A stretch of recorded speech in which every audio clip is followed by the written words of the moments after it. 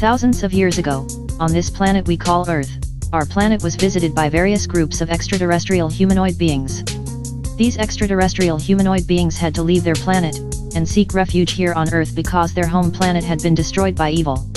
When these extraterrestrial humanoid beings arrived on Earth, they chose to take residence inside the center of the Earth, because the surface of the Earth was inhabited by human beings. At this point in time in Earth's history, the human beings who lived on the surface of the Earth were all of one tribe, the Ebenoid tribe.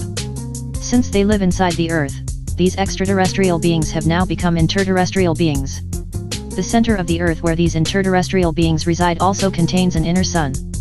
The inner Earth has been called by a variety of names by cultures around the world, including Shambhala by Buddhist, Agartha by Tibetans, Kerneuji by the ancient Mesopotamians, the Duat or Aminta by the ancient Egyptians, Hades or the underworld by Europeans, Xibalba by the Mayans, and in modern times, the concept of the inner Earth has given rise to what is called the Hollow Earth theory. Unbeknownst to many human beings, the activities of these beings which reside inside the Earth has affected the course of human history and human development. The first and most noble of the beings which resides inside the Earth is called the Shayuk. Compared to human beings, the Shayuk would be considered geniuses with exceptional intelligence, and telepathic and telekinetic abilities. The Shayuk have a dark brown skin complexion, they are between 5 feet to 7 feet tall, and their heads, brains, and cranial capacity is much wider and larger than the average human. The Shayuk come to the Earth's surface occasionally to teach and to trade with certain tribes of human beings. The teachings of the Shayuk are so profound that when they come to the Earth's surface to teach, they are often called deities, gods, priests, prophets, messengers, and seers, and because of this fact, the Shayuk have strict laws which limit the interaction of Shayuk tribal members' contact with the humans on the surface. The Shayuk commonly interact and have mixed in with the surface world humans called the Danakil or Danakil, also known as the Afar people, in present-day Eritrea, Djibouti, Ethiopia, and Somalia. The chief of the Shayuk is named King Fukur, and his daughter is named Princess Radiya, and two of his brothers are named Amo and Yishak, who has always been jealous of his brother King Fukur. King Fukur's brother Amo had fallen in love with a surface-dwelling human female, and he would sneak to the surface world to visit her, and would also pass himself off to the surface-dwelling humans as a psychic and a magician, and for these acts, Amo was exiled to live on the surface, 20 miles outside of the present-day city of Mecca in Saudi Arabia. As long as the people in the inner Earth spent most of their life in the inner Earth, then they will not die. However, to be exiled to the surface world means a person from inner Earth will eventually die like the mortals on the surface. In the caverns adjacent to the Shayuk, resides another group of nobles called the Sinin. The Sinin are also highly intelligent, but also have a fighting spirit. The Sinin are between 5 feet to 7 feet tall and have a variety of complexions from yellow to brown, and they are hairless and are most noted for their cone-shaped heads. The Sinin commonly interact and have mixed with surface world humans including the ancient Egyptians, the Olmecs in present-day Central America, the Mangitog people in the African Congo, and the Paracas people in Peru.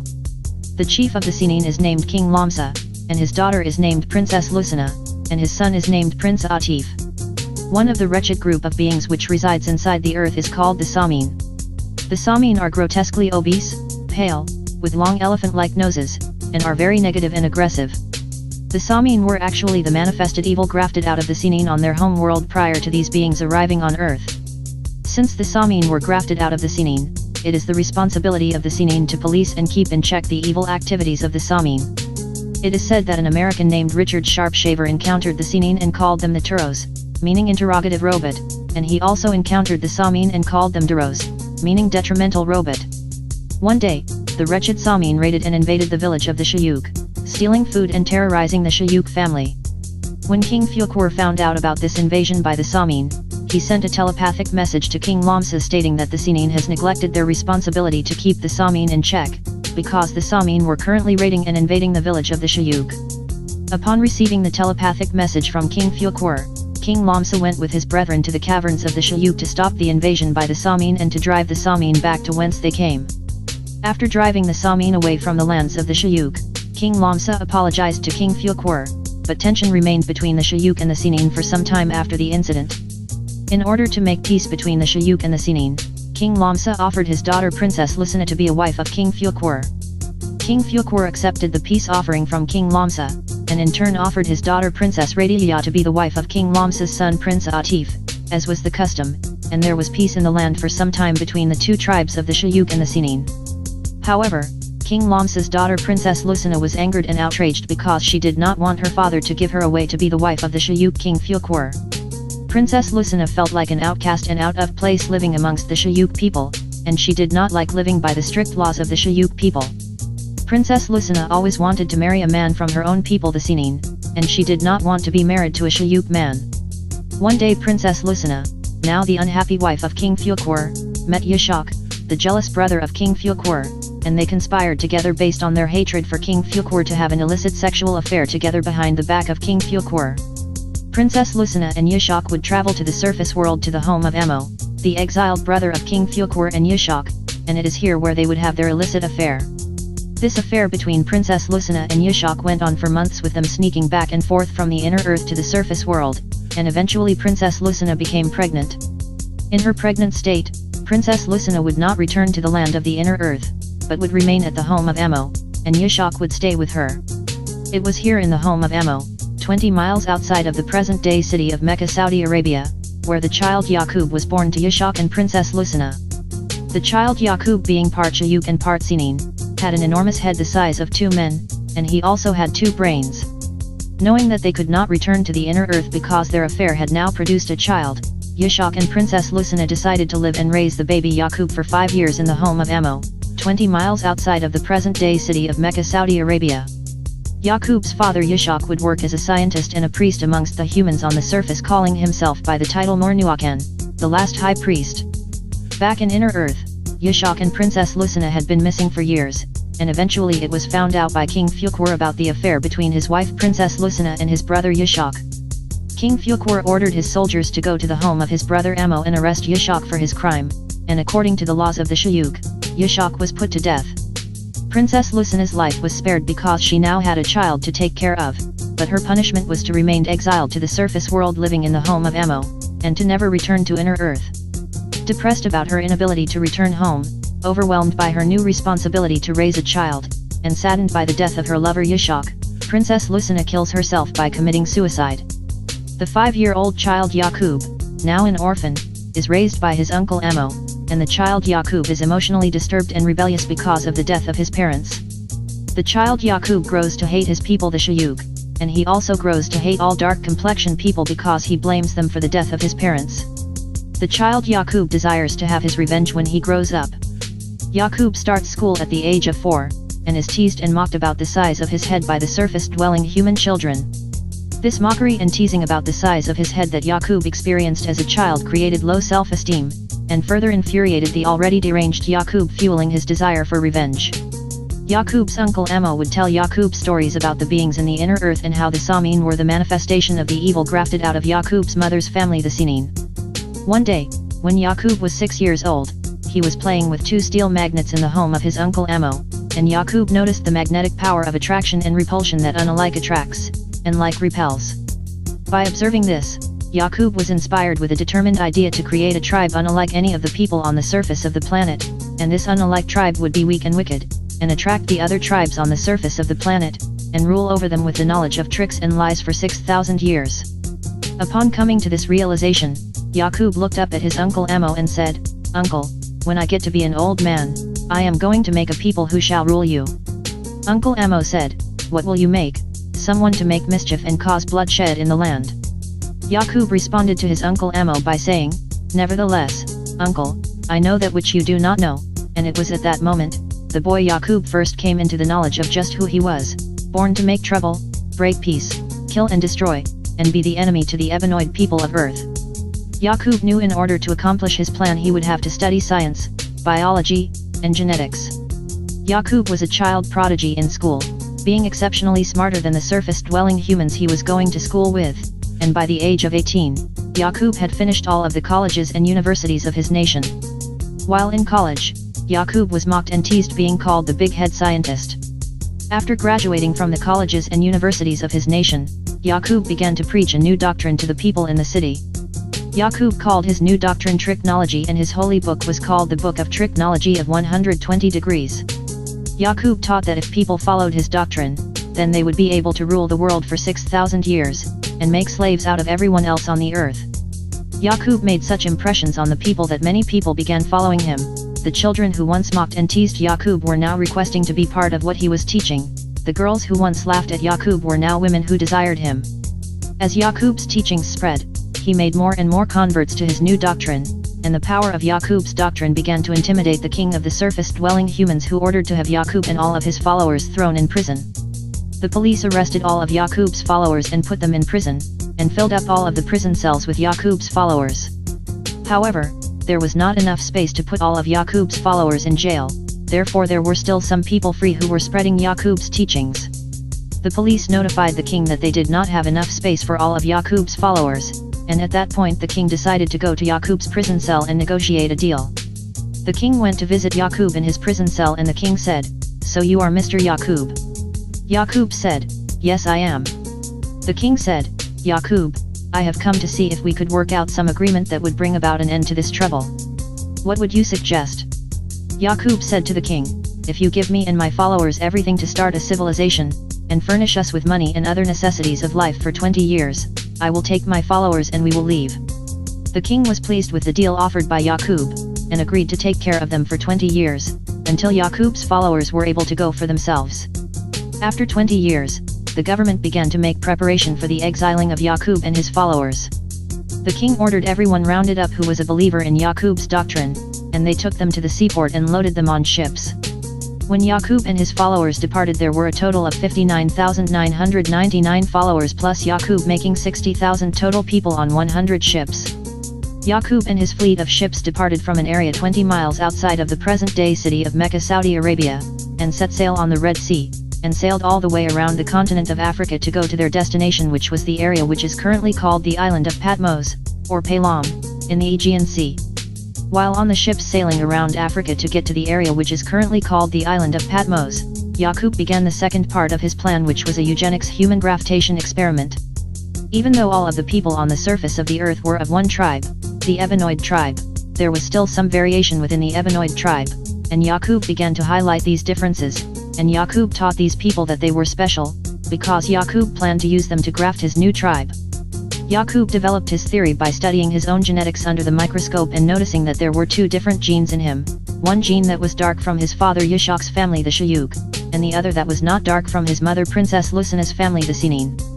Yaqub began to have children with the women on this ship, and the babies which were born that were a lighter complexion he would spare their life, but the babies which were born which were of a darker complexion, Yaqub would have thrown overboard into the ocean. Yaqub felt if he could successfully separate the darker gene from the lighter gene, then he could graft the Ebenoid tribe into its last stage, which would be albinoid. Yaqub planned to create a tribe of albinoids, which he discovered was weaker than the Ebenoid gene, which would be unalike, to rule the Ebenoid nation for 6,000 years. When Yaqub's followers found out about his new wicked plan, and learned that he was killing and throwing babies overboard into the ocean, 95% of his followers lost their loyalty to Yaqub, and abandoned his mission and jumped ship. As Yaqub's fleet of ships sailed around Africa, people who lost loyalty to his mission would jump ship into the areas which are now Egypt, Sudan, Ethiopia, Kenya, Djibouti, Somalia, Mozambique, Namibia, Senegal, Morocco, and Tunisia. 10% of the original 60,000 of Yaqub's followers betrayed Yaqub and jumped ship. 85% of the original 60,000 of Yaqub's followers jumped ship because they were confused why he would do such a horrible thing, leaving only 5% of the original 60,000 of Yaqub's followers who actually made it to their destination of the island of Patmos in the Aegean Sea. As king on his island, Yaqub set up birth control and Planned Parenthood laws which would contribute to his plan of negative eugenics and genocide to breed his albinoid tribe. Yaqub made it a law that only the lighter complexion people could have children. People with darker complexions were put to death, and when children were born, nurses were ordered to have the darker babies killed by pricking the brains with a sharp needle as soon as the child's head was out of the mother, but the lighter babies were allowed to live. Yaqub's aim was to kill and destroy the Ebenoid nation. Yaqub would have the dead bodies of the darker babies fed to wild beasts, and if they could not find a wild beast to feed the bodies to, they would take the dead bodies of the babies to a cremator to be burned. This is the level of intense hatred Yaqub had in his heart. This process went on for years on Yaqub's island as Yaqub trained his sons and grandsons to carry on his work after he died. Yaqub died at the age of 150 years old from a brain tumor. As the father of technology, Yaqub taught his people a doctrine which would enable them to rule the world for 6,000 years. Yaqub also taught his people that God is a spirit and a spook and not a man, and Yaqub was the founder of the doctrine that unalike attracts and like repels. After 200 years on Yaqub's island, all of the darker babies had been done away with, and all babies were born of a new tribe called the Rubedoid tribe. After another 200 years, all babies were born of an even newer tribe called the Citrinoid tribe. And finally, after another 200 years, which makes 600 years total, all the babies born on Yaqub's island were of Yaqub's desired albinoid tribe. It took 600 years to breed Yaqub's albinoid tribe, and every imagination of their heart and all of their actions were wicked continuously. The evilness of the albinoids not only affected themselves, but also affected the other peoples of the world. Yaqub's albinoids returned to the city where they were exiled from. Once back in the city, it took only 6 months for Yaqub's albinoids to cause chaos and war amongst the Ebenoid people. The king of the Ebenoid people realized that it was Yaqub's albinoids who were causing all the trouble, and the king made a decree to drive Yaqub's evil albinoids from amongst them. The king rounded up all of Yaqub's albinoids and stripped them of their clothing, and put an apron on them to hide their nakedness, and sent his army with them across the desert to cross the burning sands into the place which is modern-day Europe. Yaqub's albinoids were roped into the mountains and caves, and the king's army would patrol the area to make sure Yaqub's albinoids stayed in the mountains and caves for 2,000 years to ensure that these people are kept away from the Ebenoid people. During this 2,000-year period living in the mountains and caves without anything to start civilization, Yaqub's albinoids became shameless, and lost all sense of shame and started going nude, and in the winter they wore animal skins for clothes and grew hair all over their bodies and faces like all the other wild animals. Yaqub's albinoids tamed the wolves and dogs to live in the caves with them, and after some time the dog held a high place among their family, becoming their best friend. After 2,000 years of living in the caves, the wickedness of Yaqub's albinoids was observed, and an Ebenoid man named Moshe was sent to civilize them. Moshe led Yaqub's albinoids out of the caves. However, once out of the caves, Yaqub's albinoids killed Moshe. Free from the caves, Yaqub's albinoids went on a rampage throughout the earth, conquering and subjecting the Ebenoid people, pitting one against the other using the idea of divide and conquer. Yaqub's albinoids began to execute Yaqub's plan for them to rule the world for 6,000 years. A man named Mahamdu attempted to teach Yaqub's albinoids to convince them to end their devilishment. However, this was still 1400 years before the end of Yaqub's albinoids' 6,000-year period of dominion over the earth. And so, Yaqub's albinoids ruled the earth for 6,000 years, spreading their devilishment, evil, pain, suffering, and oppression to the Ebenoid people of the earth as designed by the big head scientist Yaqub.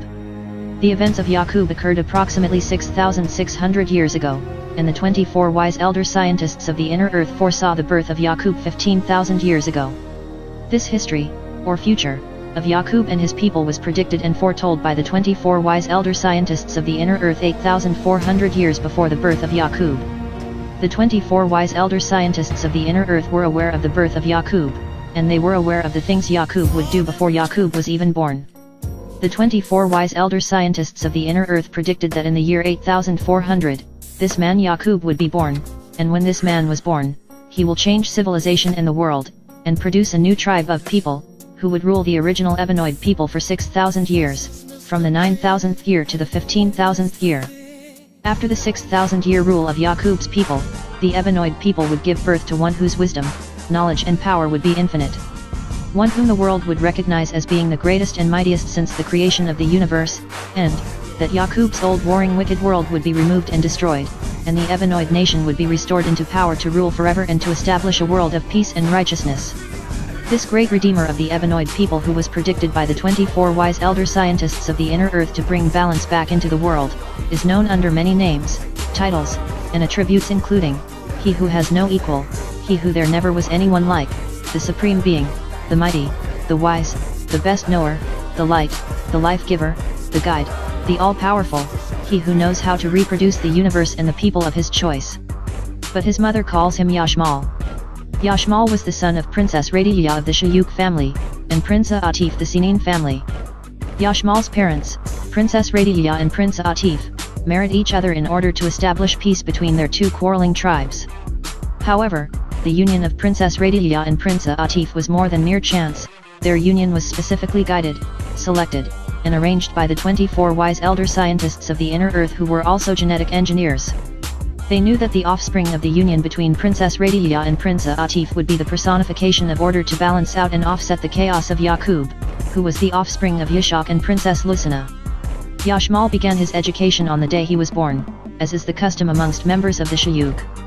It would be unheard of for a member of the Shayuk to wait until the age of 4 to start school unless the child was mentally handicapped. Being part Shayuk and part Sinin, Yashmal's head was noticeably larger than the other members of the Shayuk and Sinin. Yashmal had an enormous head, 2 brains, and a third enlarged pineal gland which sat in the center of his 2 brains, making the top of his head appearing to be shaped like 3 orbs. Amongst the Shayuk and Sinin, Yashmal would be called the big head scientist. However, amongst these tribes, this statement was not taken to be an insult, but rather a compliment, alluding to the individual's intelligence in the same way that saying big muscles alludes to an individual's strength. Since Yashmal was raised in his native land amongst his people who looked like him, he did not suffer from the same ridicule, mockery, and low self-esteem which plagued his cousin Yaqub, who grew up in a foreign land amongst other than self and kind. As a child, Yashmal was an exceptional prodigy and a genius. Yashmal was also told stories of the evil activities which transpired at the hands of his cousin Yaqub. One day, when Yashmal was 9 years old, he was playing with 2 electromagnets in the home of his grandfather King Fukur, and noticed that electrons flowing in the same direction through 2 electromagnets would create the magnetic phenomenon of attraction, and that electrons flowing in opposite directions through 2 electromagnets would create the magnetic phenomenon of repulsion. By observing this, Yashmal realized that like flowing energies create attraction and unlike flowing energies create repulsion. Thus, Yashmal was inspired with a determined idea to direct the flow of mental energy of the Ebenoid people of the planet in the same direction so that the Ebenoid people of the planet will be unified again to be strong and righteous, and bring peace and balance back to the earth forever. Upon coming to this realization, Yashmal looked up at his grandfather King Fukur and said, "Grandfather, when I get older, I am going to make a people strong and righteous, and I will eliminate the devilishment which has come into the world to show and prove real power and wisdom, and bring back peace and supreme balancement forever." Grandfather King Fukur said, "What will you make? Someone to establish order and cause harmony in the world." Yashmal said, "Man plans, and I plan, and surely I am the better planner." And it was at that moment, the boy Yashmal first came into the knowledge of just who he was, born to establish order, bring peace, build, create, and be the redeemer to the Ebenoid peoples of Earth. It is common for members of the Shayuk tribe to finish all of the coursework taught in all of the colleges and universities of the surface world by age 9, but Yashmal finished by age 7. If it took a member of the Shayuk tribe until age 18 to finish all of the coursework taught in all of the colleges and universities of the surface world, then that person would surely be looked at as being mentally handicapped or mentally retarded. Yashmal finished all of the advanced universal sciences which are taught by the schools in the inner earth by the time he was age 12, even though it is common to finish this coursework by age 15, but Yashmal was a genius and a prodigy. After finishing school, Yashmal met with the 24 wise elder scientists of the inner earth and told them of his intention to travel to the surface world as a bringer of peace and redeemer of the Ebenoid people. Yashmal was tried and tested by the 24 wise elder scientists of the inner earth, and once found worthy, at age 18, Yashmal traveled to the area presently known as the Mwanza region near the countries of Tanzania, Uganda, and Kenya in Africa. Yashmal called his new doctrine Technology, and his holy book was called the Book of Technology of 720 Degrees, which was in a question and answer format designed to get the mental energies of the listeners flowing in the same direction, which would in turn create unity, harmony, and attraction amongst kindred. Yashmal's new doctrine was so powerful that he had millions of people from all of the tribes on the earth coming to hear his message and aspiring to be a part of his mission. However, from the millions of followers that he gained on the surface of the earth, Yashmal only selected 144,000, which he called the chosen few, to be a part of the next phase of his plan, and when Yashmal and his chosen few departed, he told the people on the surface of the earth he would be back in one day. So Yashmal selected 41,150 Ebenoid females and 41,140 Ebenoid males for a total of 82,290 people from the original Ebenoid tribe. Yashmal selected 10,285 Rubedoid females and 10,285 Rubedoid males for a total of 20,570 people from the Rubedoid tribe. Yashmal selected 10,285 Citrinoid females and 10,285 Citrinoid males for a total of 20,570 people from the Citrinoid tribe. And Yashmal selected 10,285 albinoid females and 10,285 albinoid males for a total of 20,570 people from the albinoid tribe, which made 144,000 people total. Yashmal took his followers into the inner earth through an opening beneath the Great Lake in the present-day area known as the Mwanza region in Africa to begin his eugenics genetic engineering experiment of grafting the various tribes of people on the earth back into the original Ebenoid tribe. Yashmal, being a master genetic engineer who was all-wise, right, and exact, knew that it was not necessary to kill anyone in order to accomplish his goal because he had knowledge of the science of dominant and recessive genes. Knowing that the Ebenoid tribe was the first, then Yashmal knew the Ebenoid gene would be the most dominant, followed by the Rubetoid gene, followed by the Citrinoid gene, and lastly followed by the Albinoid gene. While inside the inner earth with his followers, Yashmal applied the science of dominant and recessive genes to design and engineer a system of arranged marriages by which the offspring born from each arranged marriage would have certain desirable qualities, and in time over a period of 900 years, all of the derivative tribes would have been grafted back into the original Ebenoid tribe. Yashmal also observed that the gene of the Ebenoid woman was the most dominant gene, and so Yashmal established the following rules of arranged marriages amongst his followers. 10,285 Ebenoid women and 10,285 Ebenoid men would marry to keep the Ebenoid gene strong and pure. 10,285 Ebenoid women would marry 10,285 Rubetoid men. 10,285 Ebenoid women would marry 10,285 Citrinoid men. 10,285 Ebenoid women would marry 10,285 Albinoid men. 10,285 Ebenoid men would marry 10,285 Rubetoid women. 10,285 Ebenoid men would marry 10,285 Citrinoid women. 10,285 Ebenoid men would marry 10,285 Albinoid women. Yashmal would also keep 10 Ebenoid women as wives for himself. The men and women were required to get married by age 19, and each couple were to have 2 children. Living in the inner earth where he was from, Yashmal was continuously regenerated and rejuvenated and did not die like his cousin Yaqub on the surface of the earth. Yashmal was able to teach, socialize, laugh, play with the children, enjoy life, and observe the generations and progression of his followers over the centuries. The offspring of the Ebenoid woman and the Ebenoid man would always be Ebenoid. The offspring of the Ebenoid woman and the Rubetoid man would also be Ebenoid because of the strength of the Ebenoid woman's genes. The offspring of the Ebenoid woman and the Citrinoid man would be Ebenoid 75% of the time, and Rubetoid 25% of the time, because of the strength of the Ebenoid woman's genes. The offspring of the Ebenoid woman and the Albinoid man would be Ebenoid 75% of the time, and Citrinoid 25% of the time, because of the strength of the Ebenoid woman's genes. The offspring of the Ebenoid man and the Rubetoid woman would be Ebenoid 75% of the time, and Rubetoid 25% of the time. The offspring of the Ebenoid man and the Citrinoid woman would be Rubetoid. The offspring of the Ebenoid man and the Albinoid woman would be Citrinoid.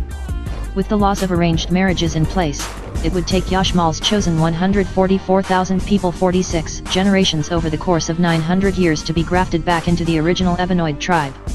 During this time, for some generations recessive genes would tumble forward. After 12 generations, all of the Albinoids had been grafted back into the Citrinoid, Rubetoid, and Ebenoid tribes. After another 16 generations, all of the Citrinoids had been grafted back into the Rubetoids and Ebenoids. After another 18 generations, all of the Rubetoids had been grafted back into the Ebenoids, leaving only the original Ebenoid tribe. It was also observed that after 4 generations, if the Albinoids refused to mix in, then they would be unable to conceive offspring after the 4th generation.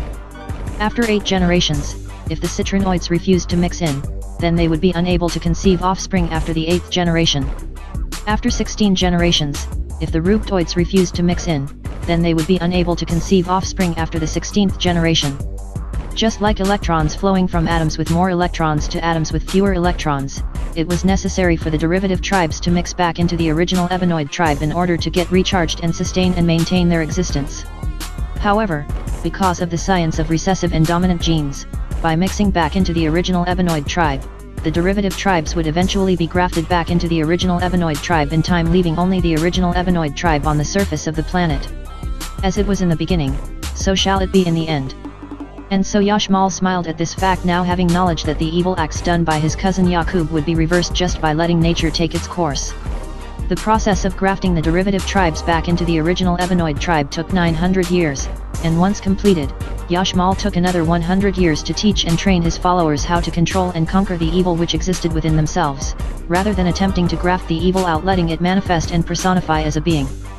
After the 1,000-year period with Yashmal in the inner earth, Yashmal returned to the surface of the earth to the area presently known as the Mwanza region in Africa with 144,000 Ebenoid people.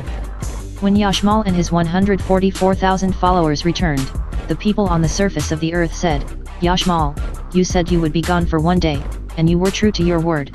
You have only been gone for 1 day, but many of the people you have returned with are not the same people you left with. What have you done with our brothers and sisters?" One of the Ebenoid women named Kidara, who was one of Yashmal's wives and one of the 144,000, spoke up and said, "I am the daughter and great descendant of your brothers and sisters, which it seems to you left with Yashmal just yesterday, but we have been with Yashmal in the inner earth for 1,000 years, and Yashmal has taught us the science of genetics and how to rid the world of evil, as well as how to conquer the evil within ourselves." Yashmal spoke and said, "Indeed, 1 day in the inner earth can be like 1,000 years. Yashmal's 144,000 followers then proceeded to teach the Ebenoid people on the surface of the earth the way to defeat the evil currently plaguing the earth in the same way that Yashmal had taught them. Yashmal returned to the inner earth with his Ebenoid wife Kidara. After returning to the inner earth, Yashmal was elected to a seat as one of the 24 wise elder scientists of the inner earth. Yashmal taught Kidara the secret to eternal life, and they had many children together. Yashmal told Kidara that the Ebenoid woman is the human representative of nature on the surface of the earth, and thus the Ebenoid woman is the key to destroying the evil plaguing the surface of the earth, and she is the key to bringing peace and balance back to the surface of the earth. Yashmal told Kidara that it was not him who the 24 wise elder scientists of the inner earth had prophesied about, it was her, the Ebenoid woman. Yashmal told Kidara that he was merely a conduit to allow her to bring balance back to the earth. And so while the big head scientist Yashmal's followers execute his plan on the surface of the earth, Yashmal and Kidara wait with their family in the inner earth for the hereafter, that is to say, here on earth, after evil has been removed, and peace and balance has been restored.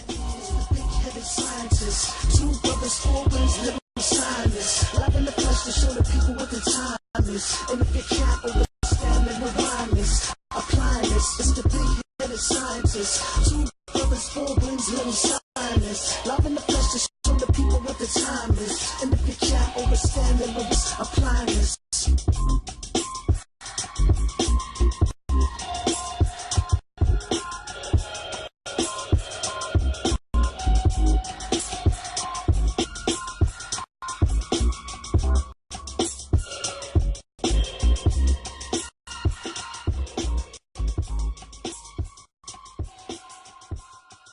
According to what Master Farad Muhammad taught me on the race question, the origin of the races, in the beginning of the races, they numbered around 4.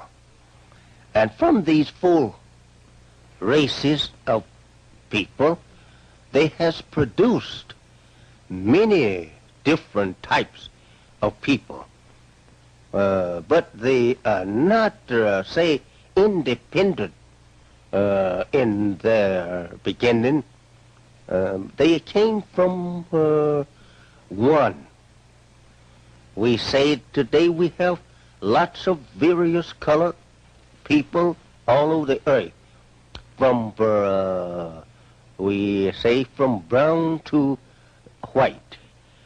We are not all the same color due to intermixing with such colors as black, brown, yellow, and red and white. This has produced many other various colors. And the origin of it, according to the teachings of Master Farad Muhammad, to me, was from a scientist, a God. We see him. We see him as a God. Back 6,000 years ago, started we say a scientific, or I should say, a master grafting work on the human being to produce a new civilization, a new race of people from the original race of people, our aboriginal people. This man, Yaqub, who discovered in the dream of the black man that he had two people in him, and that he had learned through study and experimenting on germs that this second germ could produce a powerful people that would be able to rule that which they came from. For around 6,000 years until the father or the aboriginal produces one superior to his man. And that was this, that he taken through experimental work on the germ of man, a people of what we call today a white race. But before he produced it, that white race, he produced it a brown race. He produced it a yellow race, and so on. There is his first grafting from the black man according to the teachings of Master Farad Muhammad, to whom we see him and know him today as being God in person. That this grafting, in its first stage, he had a brown race of people from a black people. And it taken him, according to the teachings of God, 200 years to produce that brown race. And he kept up the process of killing off the browner or the darker one and marrying the lighter one onto the lighter one. For another 200 years he had a yellow race of people. And in this length of time, these brown people were spreading over the area, I would say migrating over the earth to find them a home to themselves. And so when the yellow race was produced, he started too migrating over the earth. And from the yellow race, about 200 years, this grafting kept in process. There was on this same outlet, well, it was an outlet he was on, according to the teachings of Almighty God to me, in the person of Master Farad Muhammad, to whom praise is due forever. At that time, 200 years, keeping up birth control law. This is what he established. He established it on this islet, and there was his lab that he was working, we call it a human lab, to produce his man. And from this yellow race, he had a white race 200 years later from them. And this was the end of his work. This was the man he was trying to get to. That was our white race. And that made it, in the total time of his grafting out of black, white, 600 years. And this figure tallies with the Bible's teaching of the man being created in 6 days. This is this days here you have means 100 years each, 600 years. And this also tallies with the creation of the universe. That's the whole entire universe, according to the Quran, was also created in 6 periods of time. And so Mr. Yaqub, the mighty scientist of that time, he produced it, his man, on 6, because it did tally with the creation of the universe, and it was to this number that he could not further his work. And they would be masters, gods, to rule the earth and the people, everything of life, for 6,000 years. And at the end of 6,000 years, the Aboriginal people will have at that time produced it another one, mightier than Yaqub in wisdom and knowledge. And he would be equal with that one that created the heavens and the earth. And he would have the power and the infinitive wisdom to make his word be as the first one. Assalamu alaikum. I just have a few questions. Could you please explain Yaqub's grafted devil? What would you like explained about it? But now I do remember. In fact, one of the questions one of the brothers just mentioned. So when he said that a man named Jacob grafted the devil in the year 8,400 on the island of Pilam, they kept giving figurative places. They was given allegorical interpretation. Yaqub had the head the size of 2 men. And while in the backyard of his uncle, he discovered, while playing with 2 pieces of metal, that unlike attracted alike. And he told his uncle, I'm going to make a devil weak and wicked and give it the power to rule the world for 6,000 years. Then I'm going to come in my own good time and do what? Take the devil off the planet to show and prove that I am Allah. This is what the Honorable Elijah Muhammad taught. And this is what Clarence 13X, the head of the nation of 5 percenters or gods and goddesses, whatever name they chose, they have that right, teaches today. Now let's look into this here. The word Yaqub is Jacob. We know that. It means to take someone else's position. That's what it means, supplant. To supplant him in the place of him. All right? Now, if we go back to Jacob's situation, we come up with Jacob's mother, Rebecca,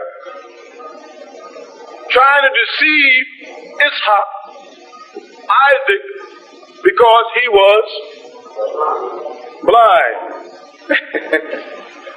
He was so old, and his vision went on him. Correct? And she preferred the soft son. You see that? The one that was soft, and they also say reddish. You see? You see, we're going to see the science that Master Farad Muhammad was teaching is deep. So what she did, the woman, was deceive her husband into giving the blessings of the household to Jacob as opposed to Esau. You follow that? Rebecca deceived her husband, Isaac, into giving the birthright to the son, Jacob, instead of to the son it should have been, Esau. Now I've already told you what the son Esau did when he realized he was deceived. He was a result of the Mongoloid race, the Edomite race. Now they come in all colors. Why do they come in all colors? Well, read and you'll find out in Genesis that Esau married an Ishmaelite and a Hittite. So he married whites and blacks and mixed in. So there'll be black Mongoloids and there'll be white Mongoloids. They'll come in all races. You understand me? So when this woman deceived her husband, they placed the wrong son in authority. He was supplanted. This Jacob or Yaqub was put in the place of his older brother Esau, his twin, by the way. Now, the Israelite nation says that Esau, because his name became Edom, and Edom means red or to blush, you know, the term blushing in the cheeks, was the father of the white race. There's black people that blush red. They blush and their face turns red. That means that they are part of the white race? No.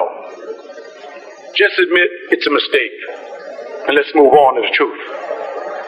So now what happens is Jacob fathers 12 sons by 4 wives. Because the genes have been scrambled. The devil did a good job of scrambling our genes. That was his thing. You follow that?